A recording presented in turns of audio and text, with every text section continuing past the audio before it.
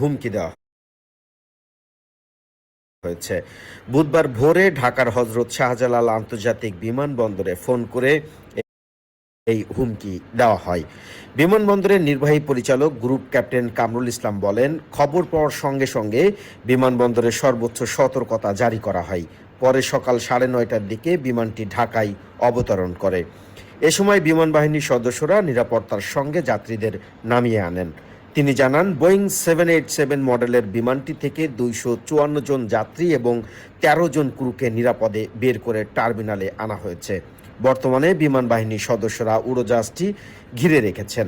বেসামরিক বিমান চলাচল কর্তৃপক্ষের chairman air vice marshal Mohammad Manzur Kabir Bhuiyan বলেন, খবর পাওয়ার সঙ্গে সঙ্গে বিমানবন্দরে তিনিও ছুটে যান। বিমানের সব যাত্রী ও ক্রুদের নিরাপদে বিমান থেকে বের করে আনা হয়। বর্তমানে যাত্রীদের লাগেজ তল্লাশি চালানো হচ্ছে। এর আগে ফ্লাইটটি মঙ্গলবার স্থানীয় সময় রাত 8টায় রোমের লিওনার্দো দা ভিনসি বিমানবন্দর থেকে রওনা হয়েছিল ঢাকার হজরত শাহজালাল আন্তর্জাতিক বিমানবন্দরের উদ্দেশ্যে।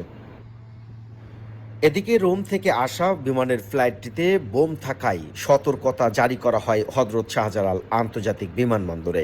বিমানের BG356 নম্বর ফ্লাইটটি রোম থেকে ঢাকায় আসার পথে ওই বিমানে বোমা রয়েছে এমন তথ্য জানানো হয়।